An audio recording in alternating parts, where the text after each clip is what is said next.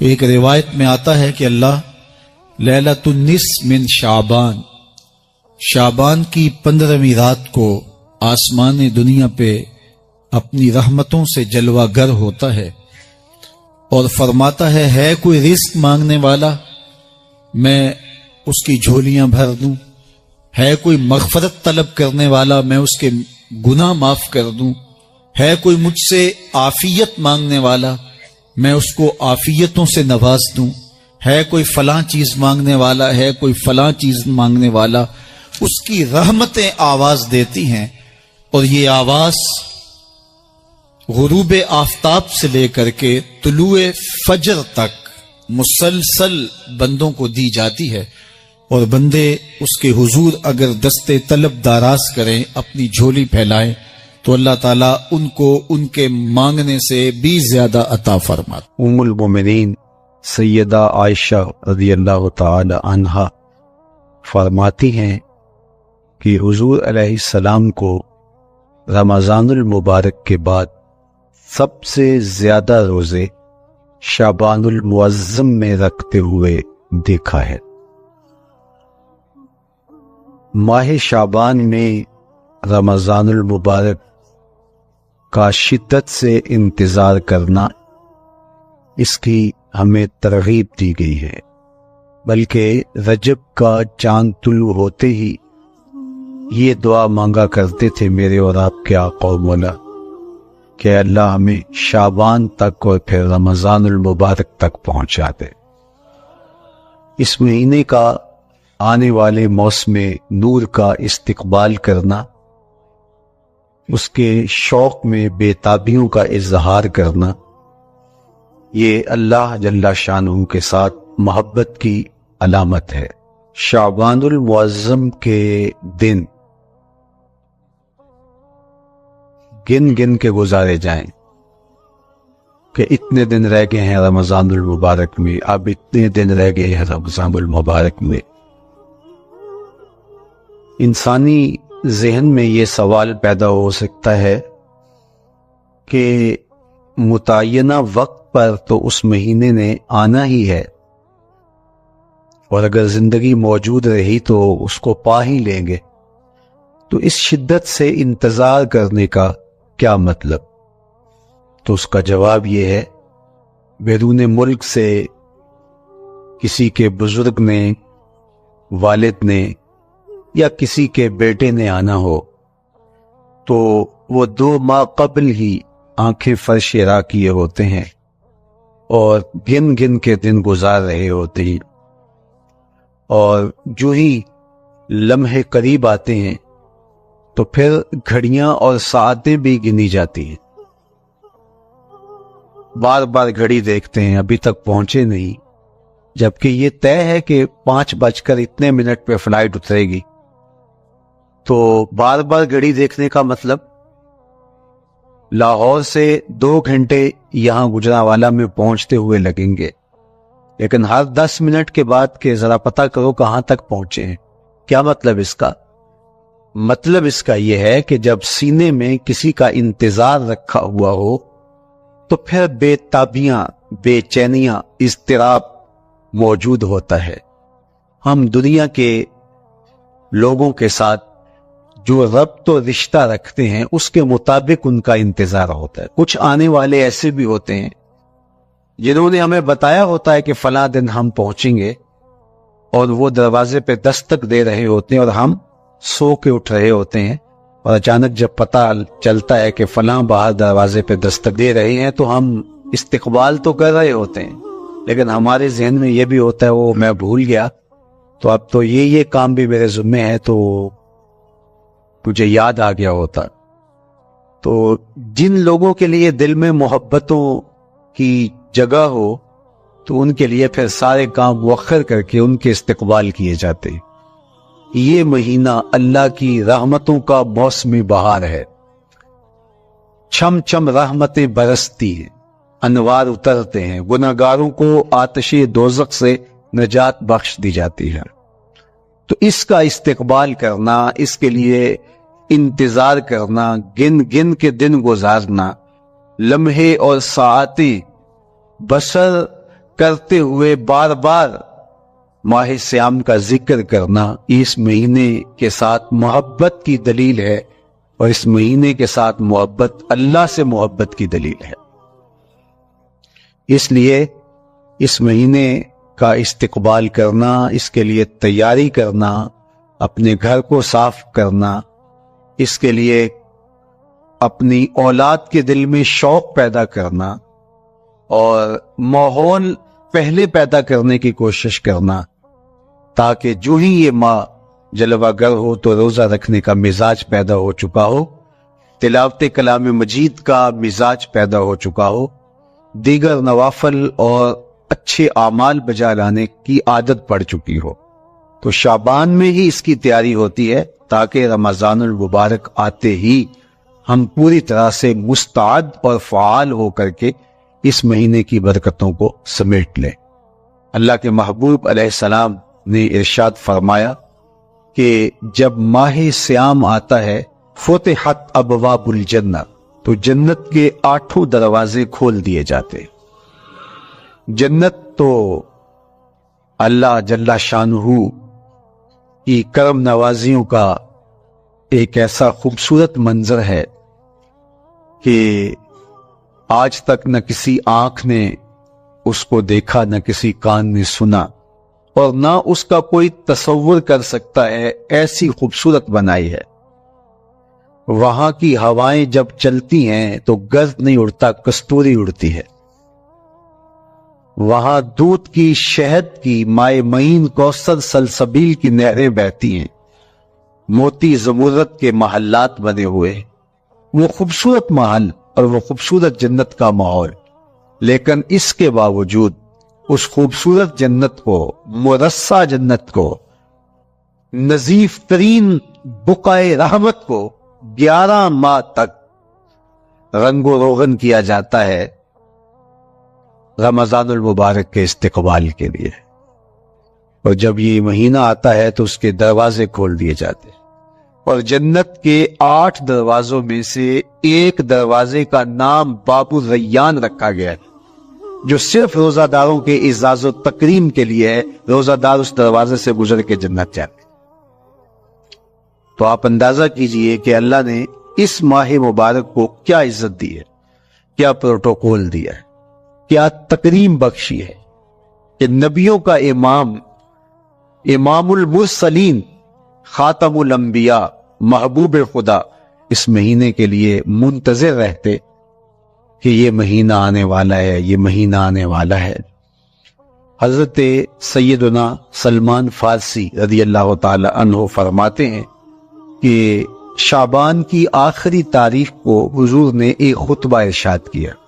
بعض علماء نے کہا کہ یہ شعبان کا آخری جمعہ تھا، یا ہو سکتا ہے کہ آخری جمعہ 29 شعبان کو ہی ہو۔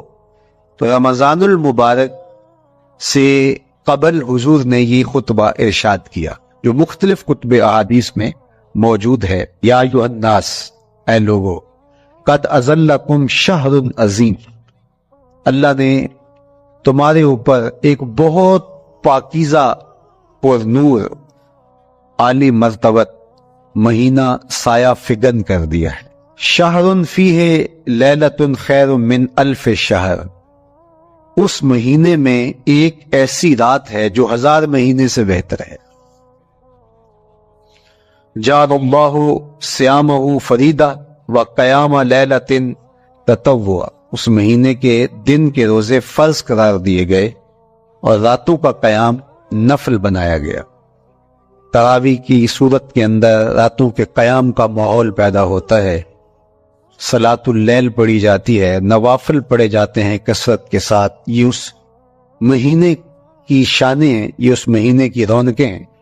اس مہینے میں اللہ تعالیٰ نے خاص کرم نوازیاں عطا کی ہیں اہل ایمان کو۔ وَمَن تَقَرَّبَ فِيهِ بِخَصْلَةٍ مِّنَ الْخَيْرِ كَانَ كَمَنْ أَدَّى فَرِيضَةً فِيمَا سَوَاهُ، ایک نفل کا ثواب ایک فرض کے برابر اس مہینے میں کر دیا جاتا ہے۔ وَمَنْ أَدَّى فَرِيضَةً كَانَ كَمَنْ أَدَّى 70 فَرِيضَةً فِيمَا سَوَاهُ، اور اگر کوئی ایک فرض ادا کرتا ہے تو اس کو 70 فرائض کا ثواب ملتا ہے۔ اس قدر نیکیوں کا اجر بڑھا دیا جاتا ہے ان کی قیمت بڑھا دی جاتی ہے اس مہینے میں۔ اور پھر ارشاد فرمایا وَهُوَ شَهْرُ الصَّبْرِ، یہ صبر کا مہینہ ہے۔ ہونے کے باوجود بھی انسان تناول نہیں کرتا، ٹھنڈا میٹھا مشروب میسر ہے اور زبان کانٹا بن گئی، حلق خشک ہو گیا، لیکن اس کے باوجود بھی ایک گھونٹ حلق سے نیچے اتارنے کا روادار نہیں ہوتا۔ وضو کرتے بھی احتیاط کرتا ہے کوئی قطرہ آب حلق سے نیچے نہ ٹپک جائے۔ تو یہ صبر سکھاتا ہے، جب ہو بھی تو انسان اس سے گریز کرے، تو جب ہوگا نہیں تو پھر انسان صبر کا عادی بن جاتا ہے، تو یہ صبر کی عادت ڈالتا ہے، یہ شہر الصبر ہے۔ پھر فرمایا وَالصَّبْرُ ثَوَابُهُ الْجَنَّةُ، اور سنو صبر کا ثواب جنت ہے۔ جو شخص صابر ہوتا ہے اس کا صلہ جنت کی صورت میں عطا کیا جائے گا۔ وَشَهْرُ الْمَوَاسَاتِ، اور یہ ہمدردی کا مہینہ ہے، باہمی پیار کا مہینہ ہے، الفت بانٹنے کا مہینہ ہے، نرم دلی کا مہینہ ہے، ایک دوسرے کے احساس کا مہینہ ہے۔ جب کوئی شخص بھوک اور پیاس کاٹتا ہے تو اس کو پھر محسوس ہوتا ہے، بالخصوص امراء، کہ بھوک کیا بلا ہوتی ہے، اور جو نان شبینہ کو ترستے ہیں اور جنہیں کھانا میسر نہیں آتا ان کی زندگیاں کتنی تلخ ہوتی ہیں۔ تو بھوک اور پیاس احساس پیدا کرتی ہے ان لوگوں کا کہ جو اللہ کی دی ہوئی نعمتوں سے محروم ہے۔ تو اس لیے یہ ایک قسم کا رحم دلی کا مہینہ ہے، پیار بانٹنے کا مہینہ ہے، یہ الفتیں تقسیم کرنے کا مہینہ ہے۔ وَشَهْرٌ يُزَادُ فِيهِ رِزْقُ الْمُؤْمِنِ، اور یہ ایسا مبارک مہینہ ہے جس میں مومن کا رزق بڑھا دیا جاتا ہے۔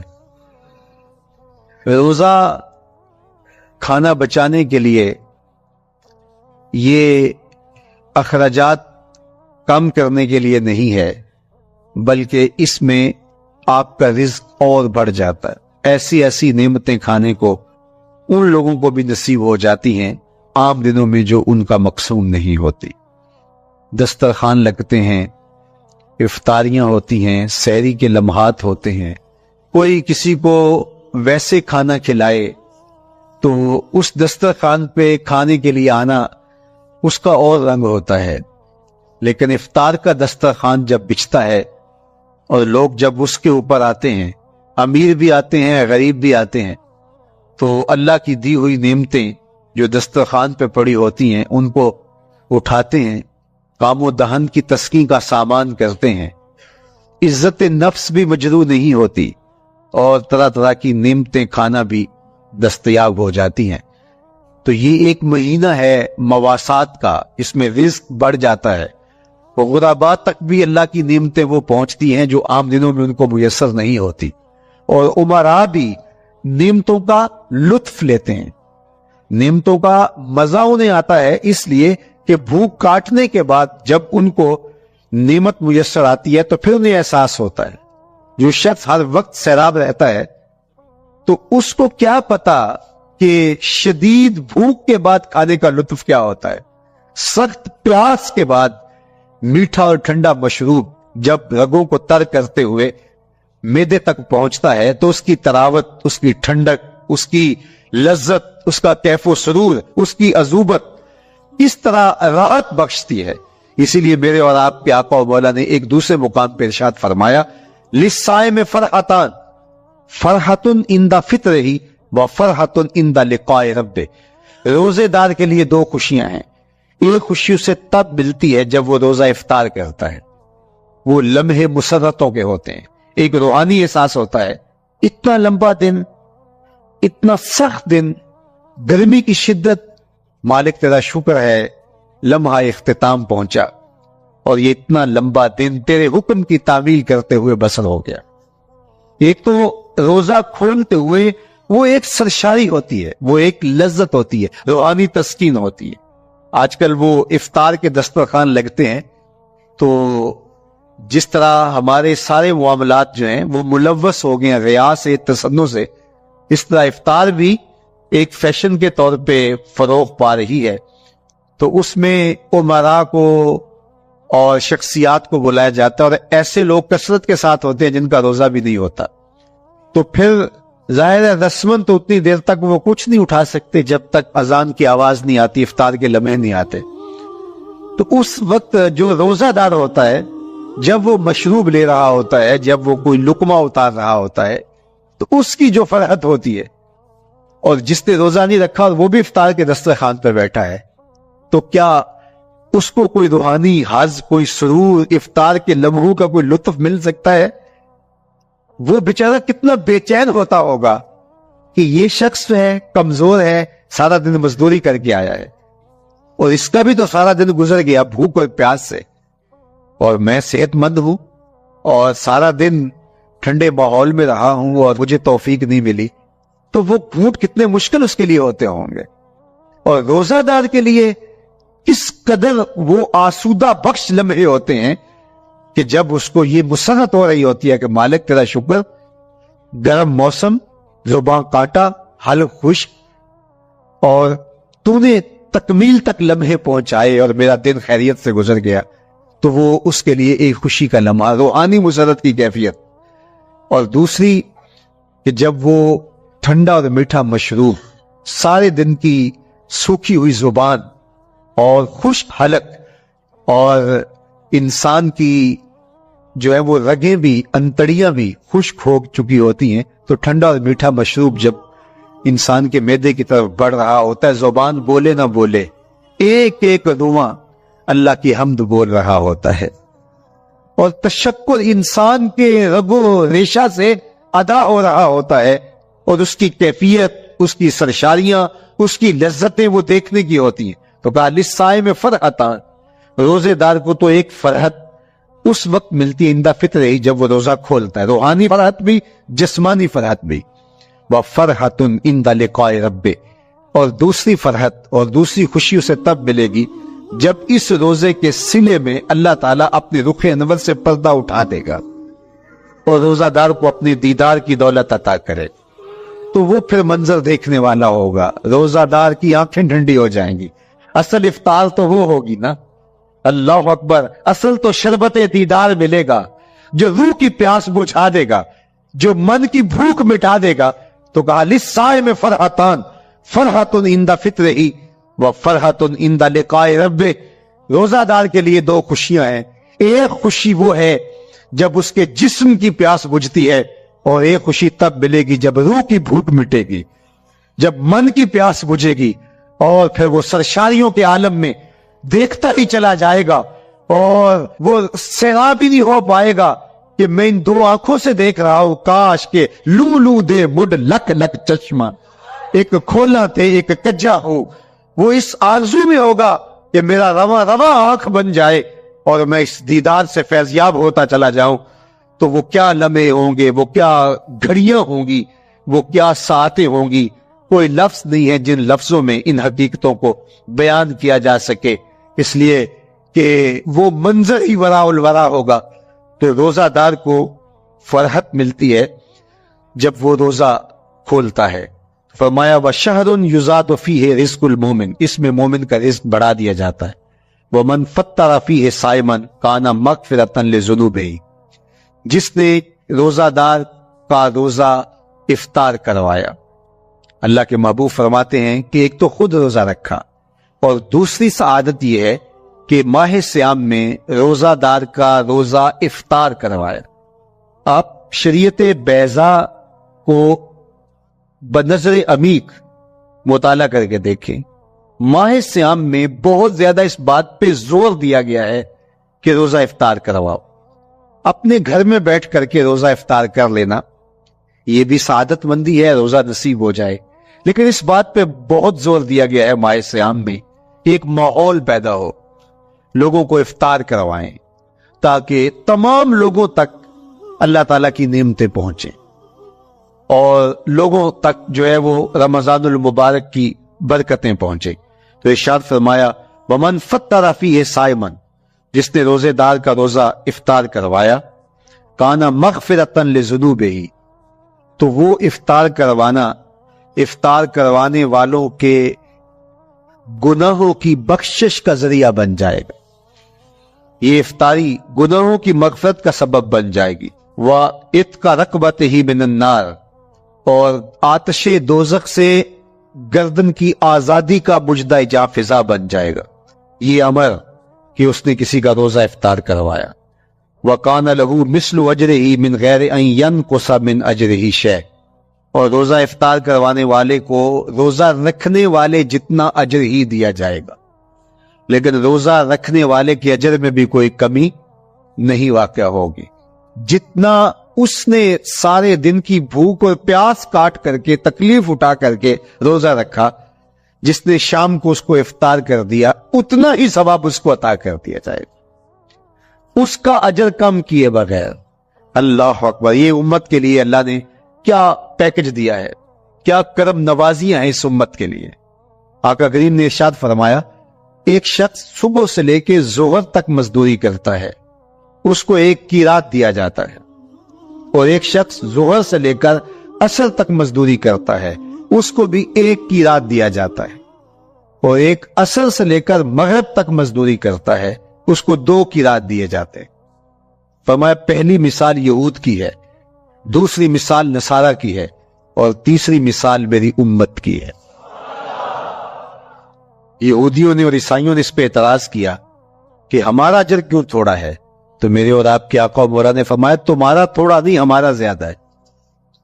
آج کل اگر 1000 روپیہ مزدوری چلتی ہو مزدور کی، تو کوئی شخص صبح سے شام تک ایک شخص سے مزدوری کروائے اور 1000 روپیہ دے دے، اور دوپہر کو اڈے سے جا کے ایک مزدور اور لے آئے، شام کو اس کو بھی 1000 روپیہ دے آئے، اور ایک شخص کو عصر کے وقت لائے اس کو 2000 روپیہ دے دے، تو 1000 والا کہے کہ میرے سے زیادتی ہوئی ہے، تو اس سے زیادتی تو نہیں ہوئی، اسے تو پوری مزدوری دی گئی، اب اس پہ مہربانی ہوئی ہے، اس پہ رحمت ہوئی ہے۔ تو کہا یہود اور نصارہ کی یہ مثال ہے، ایک صبح سے ظہر تک مزدوری کرے اس کو 1 قیراط، ایک ظہر سے عصر تک مزدوری کرے اس کو بھی 1 قیراط، اور تیسرا بہت تھوڑا وقت عصر سے مغرب تک مزدوری کرے اس کو 2 قیراط۔ کہا یہ امت محمدیہ علی صاحب الصلوات کو دیا گیا نور ہے۔ تو ایک شخص نے سویر سے لے کر شام تک روزہ رکھا، بھوک کاٹی، پیاس کاٹی، سخت شدت کی گرمی سہی، اور ایک شخص نے شام کے وقت اس کو روزہ افطار کروا دیا۔ اور سنو حضور علیہ الصلوۃ والسلام کا فرمان، جب حضور نے فرمایا کہ اس کو پورا اجر ملے گا پہلے کے اجر کو کم کیے بغیر، تو صحابہ کا تو دل تڑپنے لگا کہ یہ کتنی بڑی بات ہے۔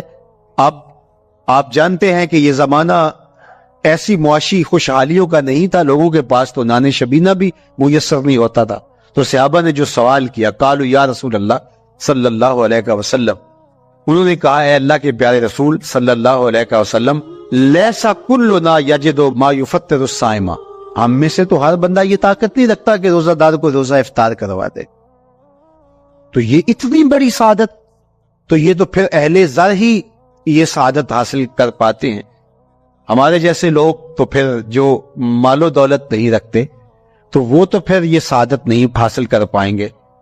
تو میرے اور آپ کے آقا و مولا نے کیا فرمایا؟ قال، حضور نے ارشاد فرمایا، یؤتی اللہ ھذا الثواب، یہ ثواب اللہ اسے شخص کو بھی عطا کرے گا، من فطر صائما علی مزقۃ لبن او تمرۃ او شربۃ من ماء، فرمایا کہ یہ اجر اللہ اس کو بھی عطا کرے گا جس نے کسی کا روزہ 1 گھونٹ دودھ سے کھلوا دیا، یا 1 کھجور سے کھلوا دیا، یا پانی کے 1 گھونٹ سے اس کا روزہ افطار کروا دیا۔ لازمی نہیں ہے کہ دسترخوان سجا ہو، انواع اقسام کے کھانے پڑے ہوں اور وہ افطاری ہی افطاری قرار پائے گی۔ جس نے کسی کو وہاں باہر ٹوٹیوں سے پانی کا گلاس بھر کے، کٹورا بھر کے سادہ پانی بھی پیش کر دیا تو اس کو بھی ثواب مل جائے گا۔ کتنا ثواب ملے گا؟ پورا روزہ رکھنے کا ثواب اس کو ملے گا۔ کتنی رحمتوں کی لوٹ سیل لگی ہے، کوئی ایسے بھی بانٹتا ہے، کوئی ایسے بھی کرم نوازیاں ہوتی ہیں، لیکن میرے رب کے خزانے کتنے کھلے ہیں۔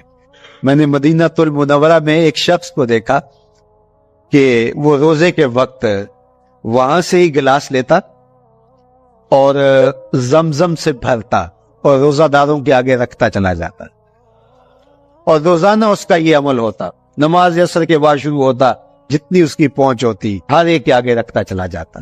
پانی بھی وہاں سے لیا, گلاس بھی وہاں سے لیا. اللہ اکبر. فرمایا دودھ کا ایک گھونٹ یا پانی کا ایک گلاس یا ایک کھجور اس نے کسی کو پیش کی اور اس نے اس سے روزہ کھولا, اللہ کے محبوب فرماتے ہیں پہلے کے اجر میں بغیر کسی کمی کے اس کو پورا ثواب روزے کا نصیب ہوگا. اللہ اکبر. اب سنو, پھر حضور نے ارشاد فرمایا ومن اشبع صائمن, اور جس نے صحیح اہتمام کے ساتھ روزے دار کو اچھا کھانا کھلایا, اچھی پرتکلف افطاری دی, سقاہ اللہ من الحوض شربتا لا یظمأ حتی یدخل الجنہ, اس کو حوض کوثر سے ایسا جام ملے گا کہ اس کو کبھی پیاس نہیں ملے گی یہاں تک کہ جنت میں چلا جائے گا. اللہ اکبر. اس کو کوثر کے جام نصیب حشر کی گرمی میں. اور آپ کو معلوم ہے, علماء سے آپ نے بارہا سنا ہوگا کہ جام کوثر جس نے ایک بار پی لیا پھر 50,000 سال کے دن میں اس کو دوبارہ پیاس نہیں لگے گی. یہ جام کوثر کی خصوصیت ہے. فرمایا وَهُوَ شَهْرٌ أَوَّلُهُ رَحْمَةٌ, یہ وہ مہینہ ہے جس کے پہلے 10 دن رحمت ہے اور اس کا درمیانی اشرا مغفرت ہے. وَآخِرُهُ عِتْقٌ مِّنَ النَّارِ, اس کا آخری اشرا جو ہے وہ آتش دوزخ سے نجات کا ضامن ہے. فَاسْتَكْثِرُوا فِيهِ مِنْ 4 خِصَالٍ, کہا کہ 4 کام اس مہینے میں کثرت کے ساتھ کرو. خصلتان ترضون بہما ربکم, 2 کام تو وہ ہے جس سے تم اپنے رب کو راضی کرو گے. وخصلتان لا غنا بکم عنہما, اور 2 کام ایسے ہیں کہ ان سے بے نیاز نہیں ہو سکتے تو وہ تمہیں کرنے پڑیں گے. اما الخصلتان اللتان ترضون بہما ربکم, وہ 2 خصلتیں 2 کام جن کے ذریعے سے تم اپنے رب کو راضی کر سکو. فشہادت اللہ الہ الا اللہ, وہ گواہی دینا ہے لا الہ الا اللہ. وتستغفرونہ, اور تم کثرت سے استغفار کرو, اللہ سے بخشش مانگو. یہ 2 کام تم نے کرنے ہیں. وَأَمَّا الْخَصْلَتَانِ اللَّتَانِ لَا غِنَىٰ بِكُمْ عَنْهُمَا, اور وہ چیزیں جن بغیر تمہیں چارہ نہیں ہے. فَتَسْأَلُونَ الْجَنَّةَ وَتَعُوذُونَ مِنَ النَّارِ, اللہ سے جنت طلب کرو اور دوزخ سے پناہ مانگو. تو یہ 2 کام جو تمہاری ضرورت ہے تم اس مہینے میں کثرت کے ساتھ کرو. تو یہ مہینہ رحمتوں کی لوٹ سیل کا مہینہ ہے, یہ کرم نوازیوں کے امٹتے ہوئے دھارے ہیں. یہ سیل رحمت ہے جو کہ من کی سیرابی کا سبب اور ذریعہ ہے. خوش نصیب ہیں جو ماہ صیام کو خوبصورتی کے ساتھ بسر کرتے ہیں, اس کے آنے سے پہلے استقبال کرتے ہیں, گھروں میں صفائی کریں, اہتمام کریں, مساجد میں اہتمام کریں, تاکہ بچوں میں یہ شوق پیدا ہو کہ ماہ صیام آ رہا ہے. جب ہم بچے تھے تو ہمارے والدین رمضان المبارک سے قبل ہی رمضان المبارک کی تیاریاں شروع کر دیا کرتے تھے. اس وقت گھر میں شربت تیار ہوا کرتے تھے گڑ کے, اور وہ پہلے ہی مائیں گھر میں تیاری کرنا شروع کر دیا کرتی تھی. ایک شوق پیدا کرنا مقصود ہوتا ہے. تو کچھ چیزیں ایسی ہیں کہ آرڈر لکھے اور 1 سیکنڈ میں گھر پہنچ جائے, لیکن کچھ چیزیں یہ جو ہے وہ تیار کرنی چاہیے, شوق پیدا ہو. گھروں کے اندر ماؤں کو چاہیے افطاری کو اہتمام کے ساتھ تیار کریں تاکہ بچوں کو شوق پیدا ہو اور یہ ایک ماحول پیدا ہو, قرآن مجید کی تلاوت کا ماحول پیدا ہو, جاگنے سونے کے جو ہے وہ شیڈول مرتب کیے جائیں, مساجد کی آبادی کا سامان کیا جائے. آج کی بابرکت شب نور, شب برات کے نام سے معروف اور مشہور ہے. اس بابرکت شب کے دامن میں اتنی برکتیں اور اتنی رحمتیں ہیں کہ اللہ جل شانہ گناہگاروں کو جہنم کی آگ سے آزاد فرما دیتا ہے. ام المومنین سیدہ طیبہ طاہرہ سیدہ عائشہ صدیقہ رضی اللہ تعالی عنہا فرماتی ہیں, ایک دن میں دیکھا کہ حضور میرے حجرہ میں نہیں ہیں تو میں حضور کو تلاش کرنے نکلی. جنت البقیع میں آسمان کی طرف سر اٹھائے حضور اللہ سے التجائیں کر رہے تھے. مجھے دیکھا تو ارشاد فرمایا, عائشہ کیا تم نے یہ سمجھا کہ اللہ کا رسول تم سے زیادتی کرے گا؟ فرماتی ہیں میں نے عرض کی یا رسول اللہ صلی اللہ علیہ وسلم، میں یہ سمجھا شاید آپ کسی زوجائے محترمہ کے حجرہ میں تشریف لے گئے ہیں۔ فرمایا آج لیلۃ النصف من شعبان، شعبان کی 15ویں رات ہے، درمیانی شب ہے۔ اس رات کو اللہ تعالی جل شانہ آسمان دنیا پہ نزول اجلال فرماتا ہے اور قبیلہ بنو کلب کی بکریوں کے بالوں سے زیادہ لوگوں کو جہنم کی آگ سے آزاد کر دیتا ہے۔ قبیلہ بنو کلب عرب کا بہت بڑا قبیلہ تھا جو بھیڑ بکریاں پالتے تھے اور لاکھوں کی تعداد میں ان کی بکریوں اور بھیڑوں کے ریوڑ تھے۔ تو اس قبیلے کی بکریوں کے بالوں سے بھی زیادہ گناہگاروں کو جہنم کی آگ سے آزاد کر دیا جاتا ہے۔ تو یہ وہ بابرکت شب رحمت ہے، شب نور ہے، جس کے دامن میں اتنی برکتیں ہیں کہ کوئی محروم نہیں رہتا۔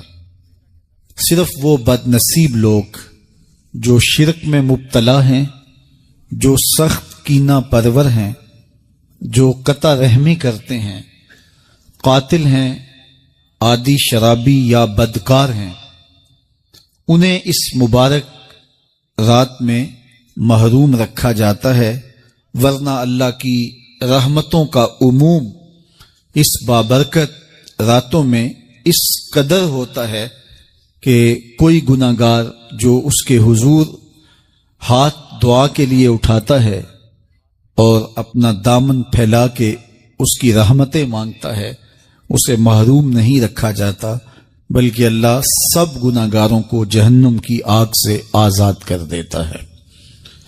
ایک روایت میں آتا ہے کہ اللہ لیلۃ النصف من شعبان، شعبان کی 15ویں رات کو آسمان دنیا پہ اپنی رحمتوں سے جلوہ گر ہوتا ہے اور فرماتا ہے کوئی رزق مانگنے والا، میں اس کی جھولیاں بھر دوں، ہے کوئی مغفرت طلب کرنے والا، میں اس کے گناہ معاف کر دوں، ہے کوئی مجھ سے عافیت مانگنے والا، میں اس کو عافیتوں سے نواز دوں، ہے کوئی فلاں چیز مانگنے والا، ہے کوئی فلاں چیز مانگنے والا، اس کی رحمتیں آواز دیتی ہیں، اور یہ آواز غروب آفتاب سے لے کر کے طلوع فجر تک مسلسل بندوں کو دی جاتی ہے، اور بندے اس کے حضور اگر دستے طلب دراز کریں، اپنی جھولی پھیلائیں، تو اللہ تعالیٰ ان کو ان کے مانگنے سے بھی زیادہ عطا فرماتا ہے۔ اس امت کو اللہ تعالیٰ نے اس طرح کی راتیں دے کر کے مغفرت، بخشش، غفران اور رحمتوں کی فراوانی نصیب کی ہے۔ میرے حضور نے ارشاد فرمایا ایک شخص صبح سے لے کے ظہر تک مزدوری کرتا ہے، اس کو ایک قیراط ملتا ہے۔ ایک ظہر سے لے کر عصر تک مزدوری کرتا ہے، اس کا وقت تھوڑا ہے لیکن اس کو بھی ایک قیراط ملتا ہے۔ اور تیسرا شخص عصر سے لے کر مغرب تک مزدوری کرتا ہے، اس کو 2 قیراط ملتے ہیں، جبکہ اس کا وقت دونوں سے کم ہے۔ فرمایا پہلی مثال یہود کی ہے، دوسری مثال نصارہ کی ہے، اور تیسری مثال میری امت کی ہے کہ اس کو تھوڑے عمل پر زیادہ ثواب دیا جاتا ہے۔ تو یہود اور نصارہ نے اس پہ برا منایا، تو حضور علیہ السلام نے فرمایا کہ اللہ نے ان کے اجر میں تو کمی نہیں کی، لیکن مسلمانوں کو زیادہ اجر دے دیا، تو یہ اس کی کرم نوازی ہے۔ تو یہ تھوڑے وقت کی عبادتیں اور چند راتوں کی بیداری اور مخصوص اوقات میں اللہ کے حضور عبادت و ریاضت ایک گناہگار کو کہاں سے کہاں تک پہنچا دیتی ہے، اس کے گناہوں کی معافی کا ذریعہ بھی بنتی ہے اور درجات کی بلندی کا سبب بھی۔ دیکھیے لیلۃ القدر ایک رات 1000 مہینے کی عبادتوں سے بہتر قرار پاتی ہے۔ اسی طرح دیگر مواقع ہیں کہ اللہ تعالیٰ اس امت کے لیے رکھے ہیں۔ رحمت رب بہانامی طلب، اور یوں بھی پڑھا گیا رحمت رب بہانہ می طلب، اس کی رحمتیں قیمت نہیں مانگتی اور اس کی رحمتیں بہانہ تلاش کرتی ہیں، تو وہ اپنے بندوں کو بخشنے پہ آمادہ ہے اگر وہ اپنا دامن طلب پھیلائیں۔ قرآن مجید میں ایک مقام دیکھیے کتنا دل آویز ہے، فرمایا ما یفعل اللہ بعذابکم، اللہ تمہیں عذاب دے کے کیا کرے گا؟ اس کی یہ چاہت نہیں ہے کہ تمہیں عذاب میں مبتلا کرے، اس کی چاہت یہ ہے کہ تم اس کی چوکھٹ پہ آؤ، جھولی پھیلاؤ، اس سے خیرات اور رحمت مانگو، اور وہ تمہارے ماضی کے سارے گناہ معاف کر کے، ساری غلطیاں معاف کر کے تمہیں اپنی رحمتوں سے مالا مال فرما دے۔ تو وہ بندوں کو بخشنے پہ، بندوں کی مغفرت کرنے پہ آمادہ ہے اور اس کی رحمتیں بہانے تلاش کرتی ہیں۔ اللہ اکبر۔ اور دوسری جانب اس کے بندے، اس کے مملوک، اس کی مخلوق، اور مخلوق کی گناہگار اور نیکوکار اس کی رحمتوں کے طالب ہوتے ہیں، بلکہ وہ گناہ کرنے کے بعد جب معافی مانگتے ہیں تو اللہ کو یہ معافی بہت پسند ہے۔ معافی مانگنا، اس کے حضور اپنے دامن کو پھیلانا، وہ اس کو بہت زیادہ محبوب ہے۔ انسان کی فطرت کے اندر گناہ رکھا گیا ہے، آگ، ہوا، مٹی، پانی، یہ ان چار چیزوں کا مرکب ہے۔ اس کے جو عناصر ہیں اس میں کبھی اعتدال قائم نہیں رہتا اور اس سے گناہ سرزد ہو جاتے ہیں۔ گناہ کرنے کے بعد بندے کا اس گناہ پہ اصرار کرنا، اڑ جانا، ضد کرنا، توبہ نہ کرنا اللہ کو یہ پسند نہیں، لیکن اگر اس سے گناہ سرزد ہو جائے تو پھر وہ توبہ کر لے تو اللہ کو یہ بہت زیادہ پسند ہے۔ جو اس سے ہو سکے نیکی وہ اللہ کے حضور پیش کرے، لیکن اس کے اندر جو شر رکھی گئی ہے، اس کے اندر جو قوتیں گناہ کی رکھی گئی ہیں، اس سے اگر اس سے گناہ سرزد ہو جائے تو پھر وہ اللہ سے توبہ کرے، اللہ کی طرف رجوع کرے، تو اللہ اس کی توبہ کو نہ صرف قبول کرتا ہے بلکہ اس کے گناہوں کو معاف کرتا ہے اور گناہوں کو بدل کے نیکیوں میں تبدیل کر دیتا ہے۔ جب گناہ نیکیوں میں تبدیل ہو گئے تو جتنا بڑا گناہ گار تھا اتنا بڑا نیکوکار ہو گیا۔ حضرت سیدنا عمر رضی اللہ تعالیٰ عنہ بازار میں جا رہے تھے تو ایک شرابی نے ہاتھ میں بوتل پکڑی تھی شراب کی، تو حضرت عمر ہاتھ میں درہ رکھتے تھے اور آپ کا جاہو جلال دیدنیت ہوتا، تو جو ہی حضرت عمر رضی اللہ تعالیٰ عنہ کو اس نے دیکھا تو ڈر گیا اور دل ہی دل میں کہا اے اللہ آج عمر کے قہر سے بچا لے، میں تیری بارگاہ میں سچی توبہ کرتا ہوں، اور جلدی سے شراب کو بغل میں چھپا لیا۔ اتنے میں حضرت عمر سر پہ پہنچ گئے اور گرج کر کڑک کے کہا کہ یہ تیری بغل میں کیا ہے؟ چونکہ اس کو بوتل چھپاتے دیکھا تھا تو وہ ڈر گیا اور ڈرتے ڈرتے کہنے لگا حضرت یہ سرکہ ہے۔ اب تھی تو شراب لیکن ڈرتے ہوئے بولا حضرت سرکہ ہے، تو حضرت عمر نے کہا نکال۔ جب نکالا تو شراب نہیں تھی، واقعی سرکہ بن چکا تھا۔ تو جب اللہ کے حضور کوئی توبہ کرتا ہے اللہ اس کے گناہوں کو بدل کے نیکیوں میں تبدیل کر دیتا ہے۔ حدیث پاک میں آتا ہے کہ قیامت کے دن اللہ ایک شخص کو کہے گا کہ اپنا نامہ اعمال پڑھ، تو وہ نامہ اعمال پڑھنے لگ جائے گا، تو نامہ اعمال کے اندر چھوٹے گناہ بھی ہوں گے، بڑے گناہ بھی ہوں گے، تو اللہ سے حیا کرتے ہوئے، شرم کرتے ہوئے وہ بڑے بڑے گناہوں کو چھوڑتا جائے گا اور چھوٹے چھوٹے گناہوں کو پڑھتا رہے گا۔ جب وہ سارے گناہ پڑھ چکے گا اور کتاب ختم ہوگی تو اللہ تعالیٰ اسے فرمائے گا میرے بندے تو نے یہ جتنے گناہ پڑھے ہیں میں نے سب کو بدل کے نیکیوں میں تبدیل کر دیا۔ تو بندہ کہے گا اللہ ابھی تو میرے بڑے بڑے گناہ رہتے ہیں جو میں نے پڑھے ہی نہیں۔ فَضَحِكَ النَّبِيُّ حَتَّى بَدَتْ أَنْيَابُهُ، حضور جب یہ بیان فرما رہے تھے تو حضور اتنا مسکرائے کہ صحابہ نے حضور کی داڑیں دیکھ لی۔ تو پہلے وہ بڑے بڑے گناہ چھوڑے جا رہا تھا، لیکن جب اللہ فرمائے گا کہ میں تیرے گناہوں کو بدل کے نیکیوں میں تبدیل کر دیا تو وہ کہے گا ابھی تو بڑے بڑے گناہ رہتے جو میں نے ابھی پڑھے ہی نہیں۔ تو جب کوئی بندہ اس کے حضور توبہ کرتا ہے اللہ یہ نہیں دیکھتا اس نے گناہ کتنے کیے ہیں، یہ دیکھتا ہے بندہ آیا میری چوکھٹ پہ ہے تو اللہ اس کے پچھلے سارے گناہ معاف فرما دیتا ہے۔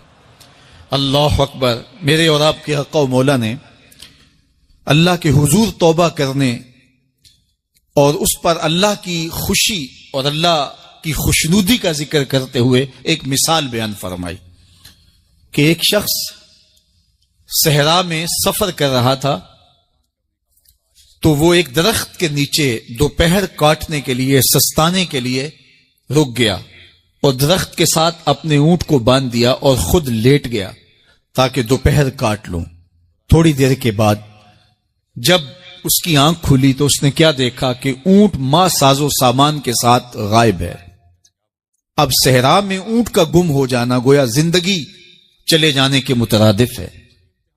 تو اس نے دائیں بائیں بھاگ دوڑ کے دیکھا کہ کہیں اونٹ کا نشان مل جائے، لیکن اونٹ کا نشان نہیں ملا۔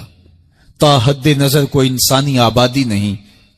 وہ بھاگا اور تھک ہار کے دوبارہ اسی درخت کے نیچے بیٹھ گیا اور پیاس سے ہلکان ہوا جا رہا تھا اور درخت کے ساتھ ٹیک لگا کے لیٹ گیا اور موت کا انتظار کرنے لگا۔ جن لوگوں نے صحرا کا سفر کیا ہے ان کو اس بات کا اندازہ ہوگا کہ کئی 100 میل تک انسانی آبادی ہی نہیں، اب نہ کچھ کھانے کے لیے بچا نہ کچھ پینے کے لیے بچا، اونٹ بھی غائب ہو گیا، توشا بھی ساتھ ہی چلا گیا، تو اب ظاہر ہے سیدھی موت ہی نظر آ رہی ہے۔ تو وہ اس درخت کے ساتھ ٹیک لگا کے بیٹھ جاتا ہے اور موت کا منتظر ہوتا ہے۔ تھوڑی دیر کے بعد پھر اس کی دوبارہ آنکھ لگ جاتی ہے۔ جب دوبارہ آنکھ لگتی ہے تو تھوڑی دیر بعد پھر آنکھ کھلتی ہے۔ جب دوبارہ آنکھ کھلتی ہے تو دیکھتا ہے کہ اونٹ جو گما تھا ماں ساز و سامان کے اس کے پاس کھڑا ہے۔ تو صحرا میں اس حالت میں اونٹ کا مل جانا زندگی مل جانے کے مترادف ہے۔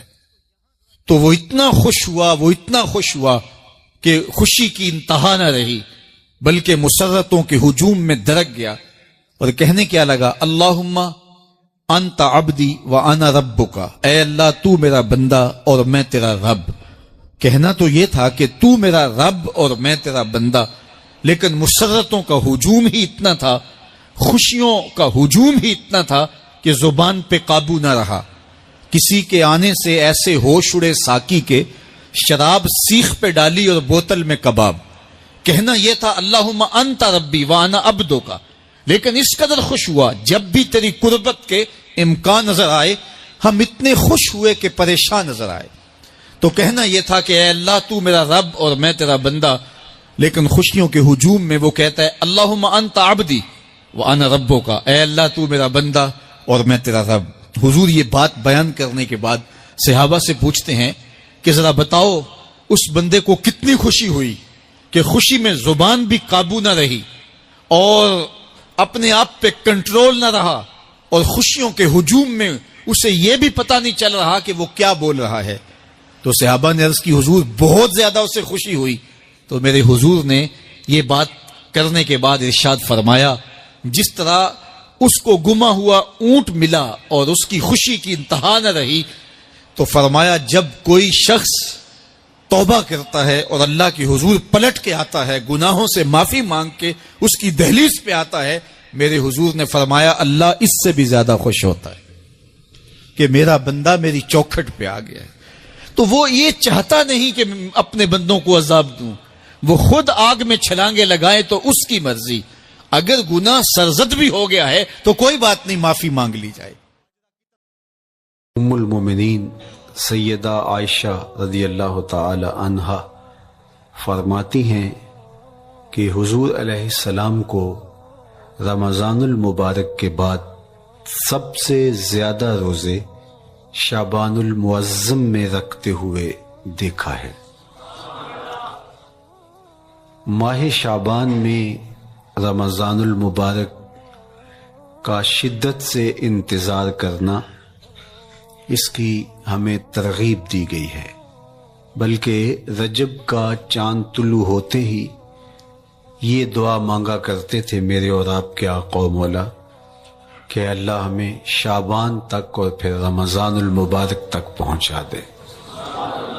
اس مہینے کا آنے والے موسم نور کا استقبال کرنا، اس کے شوق میں بے تابیوں کا اظہار کرنا، یہ اللہ جل شانہ کے ساتھ محبت کی علامت ہے۔ شعبان المعظم کے دن گن گن کے گزارے جائیں کہ اتنے دن رہ گئے ہیں رمضان المبارک میں، اب اتنے دن رہ گئے ہیں رمضان المبارک میں۔ انسانی ذہن میں یہ سوال پیدا ہو سکتا ہے کہ متعینہ وقت پر تو اس مہینے نے آنا ہی ہے، اور اگر زندگی موجود رہی تو اس کو پا ہی لیں گے، تو اس شدت سے انتظار کرنے کا کیا مطلب؟ تو اس کا جواب یہ ہے، بیرون ملک سے کسی کے بزرگ نے، والد نے یا کسی کے بیٹے نے آنا ہو تو وہ 2 ماہ قبل ہی آنکھیں فرش را کیے ہوتے ہیں اور گن گن کے دن گزار رہے ہوتے ہیں، اور جو ہی لمحے قریب آتے ہیں تو پھر گھڑیاں اور ساعتیں بھی گنی جاتی ہیں۔ بار بار گھڑی دیکھتے ہیں، ابھی تک پہنچے نہیں، جبکہ یہ طے ہے کہ 5:02 پہ فلائٹ اترے گی۔ تو بار بار گھڑی دیکھنے کا مطلب لاہور سے 2 گھنٹے یہاں گجرانوالہ میں پہنچتے ہوئے لگیں گے، لیکن ہر 10 منٹ کے بعد کہ ذرا پتہ کرو کہاں تک پہنچے ہیں۔ کیا مطلب اس کا؟ مطلب اس کا یہ ہے کہ جب سینے میں کسی کا انتظار رکھا ہوا ہو تو پھر بے تابیاں، بے چینیاں، اضطراب موجود ہوتا ہے۔ ہم دنیا کے لوگوں کے ساتھ جو ربط و رشتہ رکھتے ہیں اس کے مطابق ان کا انتظار ہوتا ہے۔ کچھ آنے والے ایسے بھی ہوتے ہیں جنہوں نے ہمیں بتایا ہوتا ہے کہ فلاں دن ہم پہنچیں گے، اور وہ دروازے پہ دستک دے رہے ہوتے ہیں اور ہم سو کے اٹھ رہے ہوتے ہیں، اور اچانک جب پتہ چلتا ہے کہ فلاں باہر دروازے پہ دستک دے رہے ہیں تو ہم استقبال تو کر رہے ہوتے ہیں، لیکن ہمارے ذہن میں یہ بھی ہوتا ہے وہ میں بھول گیا، تو اب تو یہ کام بھی میرے ذمے ہے، تو مجھے یاد آ گیا ہوتا۔ تو جن لوگوں کے لیے دل میں محبتوں کی جگہ ہو تو ان کے لیے پھر سارے کام مؤخر کر کے ان کے استقبال کیے جاتے ہیں۔ یہ مہینہ اللہ کی رحمتوں کا موسم بہار ہے، چھم چھم رحمتیں برستی ہیں، انوار اترتے ہیں، گناہگاروں کو آتش دوزخ سے نجات بخش دی جاتی ہے۔ تو اس کا استقبال کرنا، اس کے لیے انتظار کرنا، گن گن کے دن گزارنا، لمحے اور ساعتیں بسر کرتے ہوئے بار بار ماہ سیام کا ذکر کرنا، یہ اس مہینے کے ساتھ محبت کی دلیل ہے، اور اس مہینے کے ساتھ محبت اللہ سے محبت کی دلیل ہے۔ اس لیے اس مہینے کا استقبال کرنا، اس کے لیے تیاری کرنا، اپنے گھر کو صاف کرنا، اس کے لیے اپنی اولاد کے دل میں شوق پیدا کرنا اور ماحول پہلے پیدا کرنے کی کوشش کرنا، تاکہ جو ہی یہ ماہ جلوہ گر ہو تو روزہ رکھنے کا مزاج پیدا ہو چکا ہو، تلاوت کلام مجید کا مزاج پیدا ہو چکا ہو، دیگر نوافل اور اچھے اعمال بجا لانے کی عادت پڑ چکی ہو۔ تو شعبان میں ہی اس کی تیاری ہوتی ہے تاکہ رمضان المبارک آتے ہی ہم پوری طرح سے مستعد اور فعال ہو کر کے اس مہینے کی برکتوں کو سمیٹ لیں۔ اللہ کے محبوب علیہ السلام نے ارشاد فرمایا کہ جب ماہ سیام آتا ہے فتحت ابواب الجنہ، تو جنت کے 8 دروازے کھول دیے جاتے ہیں۔ جنت تو اللہ جل شانہ کی کرم نوازیوں کا ایک ایسا خوبصورت منظر ہے کہ آج تک نہ کسی آنکھ نے اس کو دیکھا، نہ کسی کان نے سنا، اور نہ اس کا کوئی تصور کر سکتا ہے، ایسی خوبصورت بنائی ہے۔ وہاں کی ہوائیں جب چلتی ہیں تو گرد نہیں اڑتا، کستوری اڑتی ہے۔ وہاں دودھ کی، شہد کی، مائے معین، کوثر، سلسبیل کی نہریں بہتی ہیں، موتی زمرد کے محلات بنے ہوئے ہیں۔ وہ خوبصورت محل اور وہ خوبصورت جنت کا ماحول، لیکن اس کے باوجود اس خوبصورت جنت کو، مرصع جنت کو، نظیف ترین بقعۂ رحمت کو 11 ماہ تک رنگ و روغن کیا جاتا ہے رمضان المبارک کے استقبال کے لیے، اور جب یہ مہینہ آتا ہے تو اس کے دروازے کھول دیے جاتے ہیں، اور جنت کے 8 دروازوں میں سے ایک دروازے کا نام باب الریان رکھا گیا ہے، جو صرف روزہ داروں کے اعزاز و تکریم کے لیے ہے۔ روزہ دار اس دروازے سے گزر کے جنت جاتے ہیں۔ تو آپ اندازہ کیجئے کہ اللہ نے اس ماہ مبارک کو کیا عزت دی ہے، کیا پروٹوکول دیا ہے، کیا تکریم بخشی ہے کہ نبیوں کا امام المرسلین، خاتم الانبیاء، محبوب خدا اس مہینے کے لیے منتظر رہتے کہ یہ مہینہ آنے والا ہے، یہ مہینہ آنے والا ہے۔ حضرت سیدنا سلمان فارسی رضی اللہ تعالی عنہ فرماتے ہیں کہ شعبان کی آخری تاریخ کو حضور نے ایک خطبہ ارشاد کیا۔ بعض علماء نے کہا کہ یہ شعبان کا آخری جمعہ تھا، یا ہو سکتا ہے کہ آخری جمعہ 29 شعبان کو ہی ہو۔ تو رمضان المبارک سے قبل حضور نے یہ خطبہ ارشاد کیا، جو مختلف کتب احادیث میں موجود ہے۔ یا ایھا الناس، اے لوگو، قد اظلکم شہر عظیم، اللہ نے تمہارے اوپر ایک بہت پاکیزہ، پر نور، عالی مرتبت مہینہ سایہ فگن کر دیا ہے۔ شہر فیہ لیلۃ خیر من الف شہر، اس مہینے میں ایک ایسی رات ہے جو 1000 مہینے سے بہتر ہے۔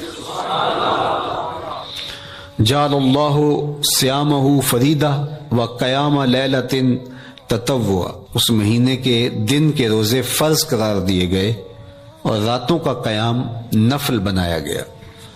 تراویح کی صورت کے اندر راتوں کے قیام کا ماحول پیدا ہوتا ہے، صلاۃ اللیل پڑھی جاتی ہے، نوافل پڑھے جاتے ہیں کثرت کے ساتھ۔ یہ اس مہینے کی شانیں ہیں، یہ اس مہینے کی رونقیں ہیں۔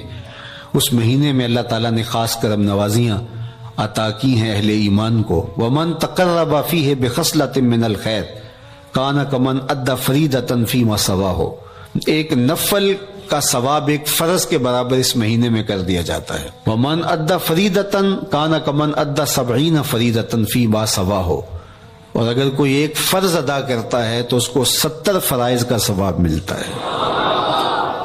اس قدر نیکیوں کا اجر بڑھا دیا جاتا ہے، ان کی قیمت بڑھا دی جاتی ہے اس مہینے میں۔ اور پھر ارشاد فرمایا وَهُوَ شَهْرُ الصَّبْرِ، یہ صبر کا مہینہ ہے۔ ہونے کے باوجود بھی انسان تناول نہیں کرتا، ٹھنڈا میٹھا مشروب میسر ہے اور زبان کانٹا بن گئی، حلق خشک ہو گیا، لیکن اس کے باوجود بھی ایک گھونٹ حلق سے نیچے اتارنے کا روادار نہیں ہوتا۔ وضو کرتے بھی احتیاط کرتا ہے کوئی قطرہ آب حلق سے نیچے نہ ٹپک جائے۔ تو یہ صبر سکھاتا ہے، جب ہو بھی تو انسان اس سے گریز کرے، تو جب ہوگا نہیں تو پھر انسان صبر کا عادی بن جاتا ہے، تو یہ صبر کی عادت ڈالتا ہے۔ یہ شہر الصبر ہے۔ پھر فرمایا والصبر ثوابہ الجنہ، اور سنو صبر کا ثواب جنت ہے۔ جو شخص صابر ہوتا ہے اس کا صلہ جنت کی صورت میں عطا کیا جائے گا۔ وشہر المواسات، اور یہ ہمدردی کا مہینہ ہے، باہمی پیار کا مہینہ ہے، الفتیں بانٹنے کا مہینہ ہے، نرم دلی کا مہینہ ہے، ایک دوسرے کے احساس کا مہینہ ہے۔ جب کوئی شخص بھوک اور پیاس کاٹتا ہے تو اس کو پھر محسوس ہوتا ہے، بالخصوص امراء، کہ بھوک کیا بلا ہوتی ہے، اور جو نان شبینہ کو ترستے ہیں اور جنہیں کھانا میسر نہیں آتا ان کی زندگیاں کتنی تلخ ہوتی ہیں۔ تو بھوک اور پیاس احساس پیدا کرتی ہے ان لوگوں کا کہ جو اللہ کی دی ہوئی نعمتوں سے محروم ہیں۔ تو اس لیے یہ ایک قسم کا رحم دلی کا مہینہ ہے، پیار بانٹنے کا مہینہ ہے، یہ الفتیں تقسیم کرنے کا مہینہ ہے۔ وَشَهْرٌ يُزَادُ فِيهِ رِزْقُ الْمُؤْمِنِ، تو یہ ایسا مبارک مہینہ ہے جس میں مومن کا رزق بڑھا دیا جاتا ہے۔ روزہ کھانا بچانے کے لیے، یہ اخراجات کم کرنے کے لیے نہیں ہے، بلکہ اس میں آپ کا رزق اور بڑھ جاتا ہے۔ ایسی ایسی نعمتیں کھانے کو ان لوگوں کو بھی نصیب ہو جاتی ہیں عام دنوں میں جو ان کا مقسوم نہیں ہوتی۔ دسترخوان لگتے ہیں، افطاریاں ہوتی ہیں، سحری کے لمحات ہوتے ہیں، کوئی کسی کو ویسے کھانا کھلائے تو اس دسترخوان پہ کھانے کے لیے آنا اس کا اور رنگ ہوتا ہے، لیکن افطار کا دسترخوان جب بچھتا ہے اور لوگ جب اس کے اوپر آتے ہیں، امیر بھی آتے ہیں، غریب بھی آتے ہیں، تو اللہ کی دی ہوئی نعمتیں جو دسترخوان پہ پڑی ہوتی ہیں ان کو اٹھاتے ہیں، کام و دہن کی تسکین کا سامان کرتے ہیں، عزت نفس بھی مجروح نہیں ہوتی اور طرح طرح کی نعمتیں کھانا بھی دستیاب ہو جاتی ہیں۔ تو یہ ایک مہینہ ہے مواسات کا، اس میں رزق بڑھ جاتا ہے، غرباء تک بھی اللہ کی نعمتیں وہ پہنچتی ہیں جو عام دنوں میں ان کو میسر نہیں ہوتی، اور امراء بھی نعمتوں کا لطف لیتے ہیں، نعمتوں کا مزہ انہیں آتا ہے، اس لیے کہ بھوک کاٹنے کے بعد جب ان کو نعمت میسر آتی ہے تو پھر انہیں احساس ہوتا ہے۔ جو شخص ہر وقت سیراب رہتا ہے تو اس کو کیا پتا کہ شدید بھوک کے بعد کھانے کا لطف کیا ہوتا ہے، سخت پیاس کے بعد میٹھا اور ٹھنڈا مشروب جب رگوں کو تر کرتے ہوئے معدے تک پہنچتا ہے تو اس کی تراوت، اس کی ٹھنڈک، اس کی لذت، اس کا کیف و سرور، اس کی عذوبت کس طرح راحت بخشتی ہے۔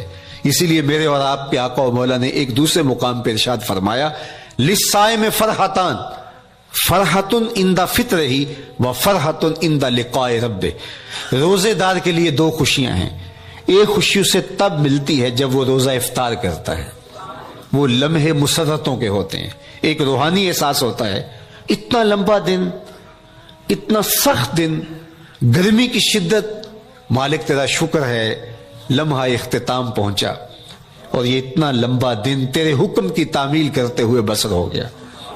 ایک تو روزہ کھولتے ہوئے وہ ایک سرشاری ہوتی ہے، وہ ایک لذت ہوتی ہے، روحانی تسکین ہوتی ہے۔ آج کل وہ افطار کے دسترخوان لگتے ہیں تو جس طرح ہمارے سارے معاملات جو ہیں وہ ملوث ہو گئے ہیں ریا سے، تسنن سے، اس طرح افطار بھی ایک فیشن کے طور پہ فروغ پا رہی ہے۔ تو اس میں امراء کو اور شخصیات کو بلایا جاتا ہے اور ایسے لوگ کثرت کے ساتھ ہوتے ہیں جن کا روزہ بھی نہیں ہوتا، تو پھر ظاہر ہے رسمن تو اتنی دیر تک وہ کچھ نہیں اٹھا سکتے جب تک اذان کی آواز نہیں آتی، افطار کے لمحے نہیں آتے۔ تو اس وقت جو روزہ دار ہوتا ہے جب وہ مشروب لے رہا ہوتا ہے، جب وہ کوئی لقمہ اتار رہا ہوتا ہے، تو اس کی جو فرحت ہوتی ہے، اور جس نے روزہ نہیں رکھا اور وہ بھی افطار کے دسترخوان پہ بیٹھا ہے، تو کیا اس کو کوئی روحانی حظ، کوئی سرور، افطار کے لمحوں کا کوئی لطف مل سکتا ہے؟ وہ بیچارہ کتنا بے چین ہوتا ہوگا کہ یہ شخص ہے، کمزور ہے، سارا دن مزدوری کر کے آیا ہے اور اس کا بھی تو سارا دن گزر گیا بھوک اور پیاس سے، اور میں صحت مند ہوں اور سارا دن ٹھنڈے ماحول میں رہا ہوں اور مجھے توفیق نہیں ملی، تو وہ گھونٹ کتنے مشکل اس کے لیے ہوتے ہوں گے۔ اور روزہ دار کے لیے کس قدر وہ آسودہ بخش لمحے ہوتے ہیں کہ جب اس کو یہ مسرت ہو رہی ہوتی ہے کہ مالک تیرا شکر، گرم موسم، زباں کانٹا، حلق خشک، اور تو نے تکمیل تک لمحے پہنچائے اور میرا دن خیریت سے گزر گیا، تو وہ اس کے لیے ایک خوشی کا لمحہ، روحانی مسرت کی کیفیت۔ اور دوسری کہ جب وہ ٹھنڈا اور میٹھا مشروب، سارے دن کی سوکھی ہوئی زبان اور خشک حلق اور انسان کی جو ہے وہ رگیں بھی، انتڑیاں بھی خشک ہو چکی ہوتی ہیں، تو ٹھنڈا اور میٹھا مشروب جب انسان کے معدے کی طرف بڑھ رہا ہوتا ہے، زبان بولے نہ بولے، ایک ایک رواں اللہ کی حمد بول رہا ہوتا ہے، اور تشکر انسان کے رگو ریشہ سے ادا ہو رہا ہوتا ہے، اور اس کی کیفیت، اس کی سرشاریاں، اس کی لذتیں وہ دیکھنے کی ہوتی ہیں۔ تو کہا للصائم فرحتان، روزے دار کو تو ایک فرحت اس وقت ملتی ہے عند فطر ہی جب وہ روزہ کھولتا ہے، روحانی فرحت بھی جسمانی فرحت بھی، وَفَرْحَةٌ عِنْدَ لِقَاءِ رَبِّهِ، اور دوسری فرحت اور دوسری خوشی اسے تب ملے گی جب اس روزے کے صلے میں اللہ تعالیٰ اپنے رخ انور سے پردہ اٹھا دے گا اور روزہ دار کو اپنے دیدار کی دولت عطا کرے گا، تو وہ پھر منظر دیکھنے والا ہوگا، روزہ دار کی آنکھیں ٹھنڈی ہو جائیں گی۔ اصل افطار تو وہ ہوگی نا، اللہ اکبر، اصل تو شربت دیدار ملے گا جو روح کی پیاس بجھا دے گا، جو من کی بھوک مٹا دے گا۔ تو کہا للصائم فرحتان، فرحت عند فطرہ وفرحت عند لقاء ربہ، روزہ دار کے لیے دو خوشیاں ہیں، ایک خوشی وہ ہے جب اس کے جسم کی پیاس بجھتی ہے، اور ایک خوشی تب ملے گی جب روح کی بھوک مٹے گی، جب من کی پیاس بجھے گی، اور پھر وہ سرشاریوں کے عالم میں دیکھتا ہی چلا جائے گا، اور وہ سیراب ہی نہیں ہو پائے گا کہ میں ان دو آنکھوں سے دیکھ رہا ہوں، کاش کے لوں لوں دے مڈ لک لک چشمہ، ایک کھولا تے ایک کجا ہوں۔ وہ اس آرزو میں ہوگا کہ میرا رواں رواں آنکھ بن جائے اور میں اس دیدار سے فیضیاب ہوتا چلا جاؤں۔ تو وہ کیا لمحے ہوں گے، وہ کیا گھڑیاں ہوں گی، وہ کیا ساعتیں ہوں گی، کوئی لفظ نہیں ہے جن لفظوں میں ان حقیقتوں کو بیان کیا جا سکے، اس لیے کہ وہ منظر ہی وراء الورا ہوگا۔ تو روزہ دار کو فرحت ملتی ہے جب وہ روزہ کھولتا ہے، تو فرمایا وَشَهْرٌ يُزَادُ فِيهِ رِزْقُ الْمُؤْمِنِ، اس میں مومن کا رزق بڑھا دیا جاتا ہے۔ وَمَنْ فَطَّرَ فِيهِ صَائِمًا كَانَ مَغْفِرَةً لِذُنُوبِهِ، جس نے روزہ دار کا روزہ افطار کروایا۔ اللہ کے محبوب فرماتے ہیں کہ ایک تو خود روزہ رکھا، اور دوسری سعادت یہ ہے کہ ماہ سیام میں روزہ دار کا روزہ افطار کروایا۔ آپ شریعت بیضاء کو بنظر عمیق مطالعہ کر کے دیکھیں، ماہ سیام میں بہت زیادہ اس بات پہ زور دیا گیا ہے کہ روزہ افطار کرواؤ۔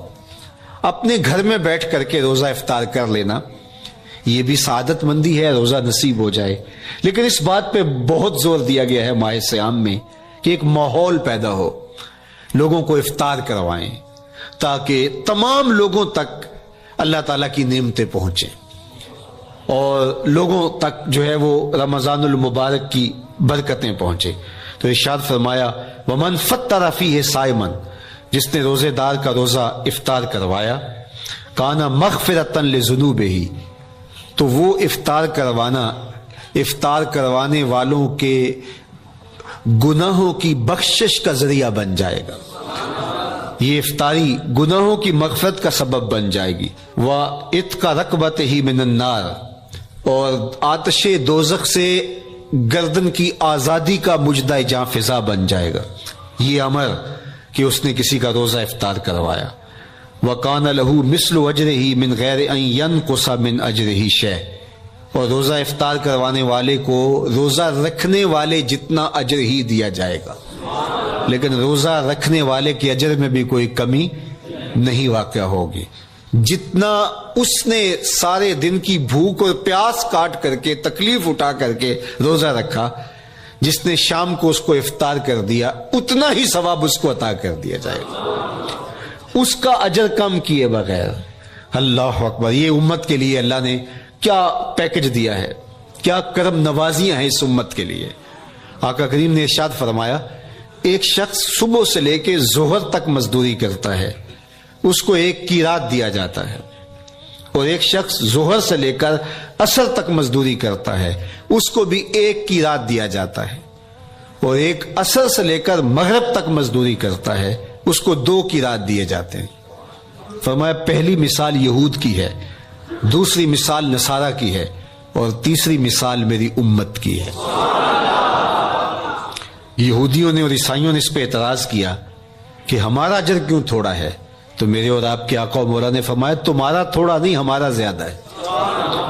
آج کل اگر 1000 روپیہ مزدوری چلتی ہو مزدور کی، تو کوئی شخص صبح سے شام تک ایک شخص سے مزدوری کروائے اور 1000 روپیہ دے دے، اور دوپہر کو اڈے سے جا کے ایک مزدور اور لے آئے اور شام کو اس کو بھی 1000 روپیہ دے آئے، اور ایک شخص کو عصر کے وقت لائے اس کو 2000 روپیہ دے دے، تو 1000 والا کہے کہ میرے سے زیادتی ہوئی ہے تو اس سے زیادتی تو نہیں ہوئی, اسے تو پوری مزدوری دی گئی ہے, اب اس پہ مہربانی ہوئی ہے, اس پہ رحمت ہوئی ہے.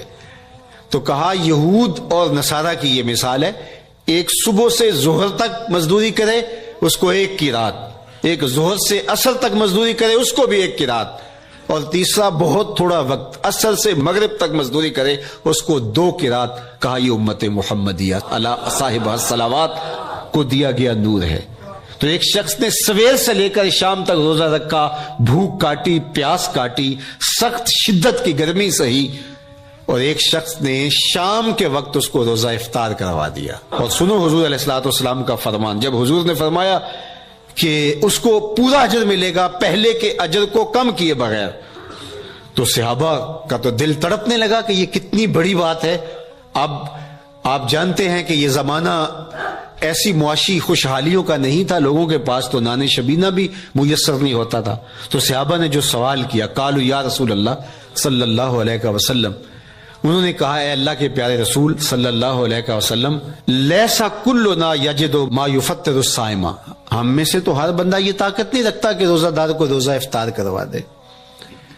تو یہ اتنی بڑی سعادت, تو یہ تو پھر اہل زر ہی یہ سعادت حاصل کر پاتے ہیں. ہمارے جیسے لوگ تو پھر جو مال و دولت نہیں رکھتے تو وہ تو پھر یہ سعادت نہیں حاصل کر پائیں گے. تو میرے اور آپ کے آقا مولا نے کیا فرمایا, قال, حضور نے ارشاد فرمایا, یوت اللہ ھذا الثواب, یہ ثواب اللہ اس شخص کو بھی عطا کرے گا, من فطر صائما علی مزقۃ لبن او تمرۃ او شربۃ من ماء, فرمایا کہ یہ اجر اللہ اس کو بھی عطا کرے گا جس نے کسی کا روزہ 1 گھونٹ دودھ سے کھلوا دیا, یا 1 کھجور سے کھلوا دیا, یا پانی کے 1 گھونٹ سے اس کا روزہ افطار کروا دیا. لازمی نہیں ہے کہ دسترخوان سجا ہو, انواع اقسام کے کھانے پڑے ہوں, اور وہ افطاری ہی افطاری قرار پائے گی. جس نے کسی کو وہاں باہر ٹوٹیوں سے پانی کا گلاس بھر کے, کٹورا بھر کے سادہ پانی بھی پیش کر دیا تو اس کو بھی ثواب مل جائے گا. کتنا ثواب ملے گا؟ پورا روزہ رکھنے کا ثواب اس کو ملے گا. کتنی رحمتوں کی لوٹ سیل لگی ہے. کوئی ایسے بھی بانٹتا ہے, کوئی ایسے بھی کرم نوازیاں ہوتی ہیں, لیکن میرے رب کے خزانے کتنے کھلے ہیں. میں نے مدینہ المنورہ میں ایک شخص کو دیکھا کہ وہ روزے کے وقت وہاں سے ہی گلاس لیتا اور زمزم سے بھرتا اور روزہ داروں کے آگے رکھتا چلا جاتا, اور روزانہ اس کا یہ عمل ہوتا. نماز عصر کے بعد شروع ہوتا, جتنی اس کی پہنچ ہوتی ہر ایک کے آگے رکھتا چلا جاتا. پانی بھی وہاں سے لیا, گلاس بھی وہاں سے لیا. اللہ اکبر. فرمایا دودھ کا 1 گھونٹ یا پانی کا 1 گلاس یا 1 کھجور اس نے کسی کو پیش کی اور اس نے اس سے روزہ کھولا. اللہ کے محبوب فرماتے ہیں پہلے کے اجر میں بغیر کسی کمی کے اس کو پورا ثواب روزے کا نصیب ہوگا. اللہ اکبر. اب سنو, پھر حضور نے ارشاد فرمایا ومن اشبع صائما, اور جس نے صحیح اہتمام کے ساتھ روزے دار کو اچھا کھانا کھلایا, اچھی پرتکلف افطاری دی, سقاہ اللہ من الحوض شربتا لا یظمأ حتی یدخل الجنہ, اس کو حوض کوثر سے ایسا جام ملے گا کہ اس کو کبھی پیاس نہیں ملے گی یہاں تک کہ جنت میں چلا جائے گا. اللہ اکبر. اس کو کوثر کے جام نصیب ہوں گے حشر کی گرمی میں. اور آپ کو معلوم ہے, علماء سے آپ نے بارہا سنا ہوگا کہ جام کوثر جس نے 1 بار پی لیا پھر 50,000 سال کے دن میں اس کو دوبارہ پیاس نہیں لگے گی. یہ جام کوثر کی خصوصیت ہے. فرمایا وَهُوَ شَهْرٌ أَوَّلُهُ رَحْمَةٌ, یہ وہ مہینہ ہے جس کے پہلے 10 دن رحمت ہیں اور اس کا درمیانی عشرہ مغفرت ہے. وَآخِرُهُ عِتْقٌ مِّنَ النَّارِ, اور اس کا آخری عشرہ جو ہے وہ آتش دوزخ سے نجات کا ضامن ہے. فَاسْتَكْثِرُوا فِيهِ مِنْ 4 خِصَالٍ, کہا کہ 4 کام اس مہینے میں کثرت کے ساتھ کرو. خصلتان ترضون بہما ربکم, 2 کام تو وہ ہے جس سے تم اپنے رب کو راضی کرو گے. وخصلتان لا غنا بکم عنہما, اور 2 کام ایسے ہیں کہ ان سے بے نیاز نہیں ہو سکتے تو وہ تمہیں کرنے پڑیں گے.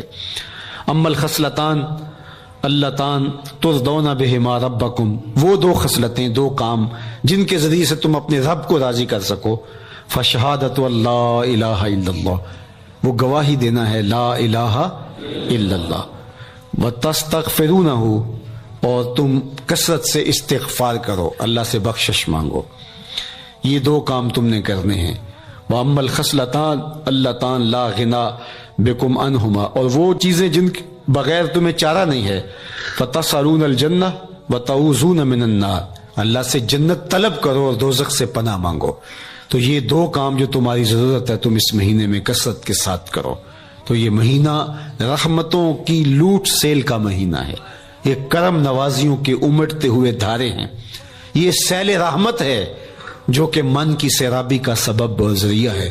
خوش نصیب ہیں جو ماہ صیام کو خوبصورتی کے ساتھ بسر کرتے ہیں، اس کے آنے سے پہلے استقبال کرتے ہیں، گھروں میں صفائی کریں، اہتمام کریں، مساجد میں اہتمام کریں، تاکہ بچوں میں یہ شوق پیدا ہو کہ ماہ صیام آ رہا ہے۔ جب ہم بچے تھے تو ہمارے والدین رمضان المبارک سے قبل ہی رمضان المبارک کی تیاریاں شروع کر دیا کرتے تھے۔ اس وقت گھر میں شربت تیار ہوا کرتے تھے گڑ کے، اور وہ پہلے ہی مائیں گھر میں تیاری کرنا شروع کر دیا کرتی تھی۔ ایک شوق پیدا کرنا مقصود ہوتا ہے۔ تو کچھ چیزیں ایسی ہیں کہ آرڈر لکھیں اور 1 سیکنڈ میں گھر پہنچ جائے، لیکن کچھ چیزیں یہ جو ہے وہ تیار کرنی چاہیے، شوق پیدا ہو۔ گھروں کے اندر ماؤں کو چاہیے کہ افطاری کو اہتمام کے ساتھ تیار کریں تاکہ بچوں کو شوق پیدا ہو، اور یہ ایک ماحول پیدا ہو، قرآن مجید کی تلاوت کا ماحول پیدا ہو، جاگنے سونے کے جو ہے وہ شیڈول مرتب کیے جائیں، مساجد کی آبادی کا سامان کیا جائے۔ پچھلے سال تو بڑا اداس رمضان گزرا، اس لیے کہ کرونا کے حوالے سے جس طرح ملکی حالات تھے وہ آپ کے سامنے تھے۔ اس مرتبہ الحمدللہ اس طرح کے حالات نہیں ہوں گے، کچھ SOPs کو آپ کو فالو کرنا ہوگا، لیکن مسجدوں کی انشاءاللہ رونقیں بحال رہیں گی، اور صلاۃ التراویح اور سحر و افطار کے لمحے، نوافل، تسبیحات، اذکار، نمازوں میں 5 گانہ حاضریاں، یہ کیسا خوبصورت ماحول ہوتا ہے، رحمتیں برس رہی ہوتی ہیں، انوار اتر رہے ہوتے ہیں، اور وہ کیا خوبصورت لمحے ہوتے ہیں اور کیا گھڑیاں ہوتی ہیں۔ انشاءاللہ امسال مرکز مصطفیٰ کے اندر صلاۃ التراویح کے لیے خاص طور پہ ہم اہتمام کر رہے ہیں۔ میری آرزو تھی کہ جب مرکز کی تکمیل ہو تو پھر رمضان المبارک کا اہتمام کے ساتھ جو ہے وہ ہم انتظام و انصرام کیا کریں گے، چونکہ اس سے قبل بہت سارے تعمیراتی کاموں کی وجہ سے ہم الجھے رہتے تھے، لیکن اللہ کے فضل سے اب مرحلہ اول کی تکمیل ہو گئی اور مرحلہ ثانی کی طرف ہم بڑھنے والے ہیں۔ تو اس رمضان المبارک کے اندر ہمارے لیے بیٹھنے کی جگہ، خواتین کے لیے انتظام، افطار کے لیے، سحر کے لیے، دوستوں کے لیے انشاءاللہ خوبصورت اہتمام ہوگا۔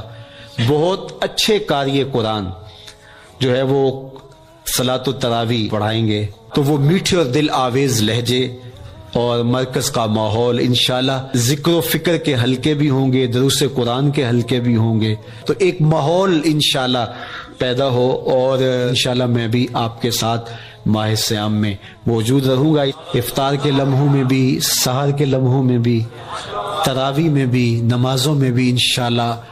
اور پھر جب ہم ہوں گے تو ماہ صیام ہوگا، رحمت کی گھڑیاں ہوں گی، اترتے ہوئے انوار ہوں گے، محبتوں کا ہجوم ہوگا، افطار کے میلے ہوں گے، سحری کے خوشگوار لمحے ہوں گے، قرآن کی دل نواز صدائیں ہوں گی، اور مرکز مصطفیٰ کا نورانی پرکیف بہن بھائی کی جان ہوتی ہے اور بھائی بہن کا ماں ہوتا ہے۔ بہن اور بھائی کا رشتہ ایسا ہے کہ اگر ضرورت پڑے تو بہن ماں بن جاتی ہے، ضرورت پڑے تو بھائی باپ بن جاتا ہے۔ اور یہ رشتہ ایسا ہے کہ اس کا ذکر بدل کائنات میں دوسرا کوئی رشتہ نہیں ہے۔ ان چند مصروں کے ساتھ میں آگے اور اپنی شخصیت کی طرف بڑھ رہا ہوں کہ بہنیں بھائیوں کی جان ہوا کرتی ہیں، یہ آرزوئے عزیز یہ ماں ہوا کرتی ہے، ان کے پیار بھری تکرار پہ دل فدا ہوتا ہے۔ ہے بہنیں راضی ہوں تو راضی خدا ہوتا ہے۔ جناب صدر اقبال ملک صاحب کی حسنہ محترمہ مرحومہ کی بلند کے درجات کے لیے ہم سب یہاں پر موجود ہیں۔ اللہ کریم ہم تمام مسلمانوں کا اپنی مسلمان بہن کے حق میں مجتمع ہونا اور دعا کرنا اللہ قبول فرمائے اور ان کی بلندی کے درجات کا ثواب کرے۔ میں آپ کے سامنے ایک انتہائی محترم اور واجب القدر شخصیت کو دعوت کلام، دعوت خطاب دینے جا رہا ہوں، جنہیں آپ تمام حضرات جانتے بھی ہیں، پہچانتے بھی ہیں اور مانتے بھی ہیں۔ امت کی اصلاح کے لیے ایسی شخصیات کا موجود ہونا کسی نعمت سے کم نہیں، اور جو لوگ نعمت کی قدر کرتے ہیں اللہ کریم انہیں نوازشات کے دروازے کھول کر اس طرح نوازتا ہے کہ پھر ان کا ذکر جو ہے وہ تاریخ میں بھی ملتا ہے، حال میں بھی اور مستقبل میں بھی ملتا ہے۔ ہماری خوش نصیبی ہے کہ ہمیں حضرت جیسی اللہ تعالیٰ کی طرف سے وہ نعمتیں اس پر نصیب ہے کہ جنہیں سن سن کر ہم اپنی عقیدت اور عقیدہ کی سطح درست کرنے کا شرف حاصل کرتے ہیں۔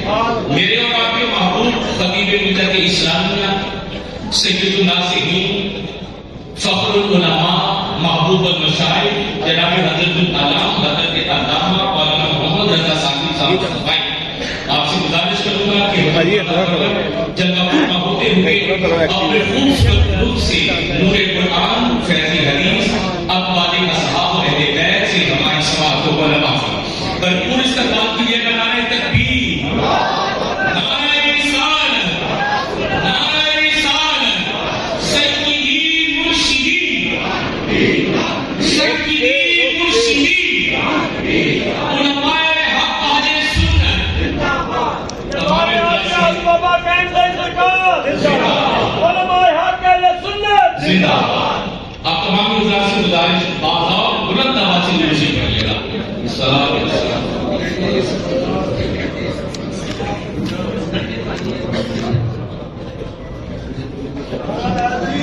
السلام علیکم ورحمۃ اللہ وبرکاتہ۔ لوليه الصلاة والسلام على نبيه وآله وصحبه وبارك وسلم. قال الله تعالى وتبارك في القرآن المجيد والقرآن الحميد في شان حبيبه مخبرا وعظيما إن الله وملائكته يصلون على النبي يا أيها الذين آمنوا صلوا عليه وسلموا تسليما. اللهم صل على سيدنا مولانا محمد عبدك المجيد الأكرم وآله وصحبه وبارك وسلم.